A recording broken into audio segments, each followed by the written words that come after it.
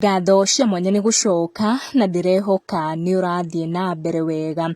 Karagu Muraya thutha wa mũhuhu gũtambio nĩ mũheani wa cai nenda-inĩ ũĩkaine ta Martha Hinga nĩ akorwo agĩthaitha mũtumia wake enyihĩtie mũno, akĩmũthaitha ndakamũtige na ndagatiganĩrie wendo wao.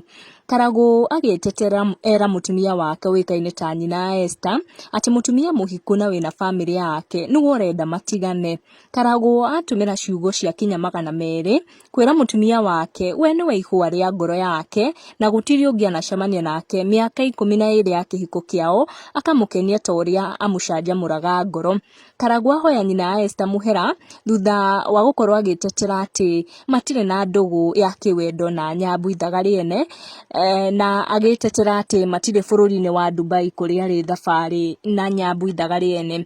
Karagu arauga kũrĩ na mũtumia mũhiku na wĩna bamĩrĩ ũrĩa ũrahe mũtumia wake mũhuhu, akorwo akĩhũthĩra mbica ya mũtumia wake na agĩtũmĩra ciugo gũkorwo explain ndeto ya mũtumia ũyũ wĩna bamĩrĩ ũrĩa ũrahe mũtumia wake mũhuhu akĩenda matigane.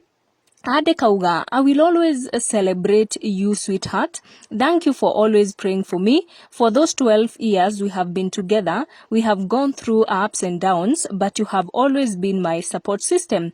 Like yesterday, a certain close friend, a married woman who pretends to be our family friend and who have tried many times to separate us, called you and know what she told you, made sure that you told her that you will tell me all.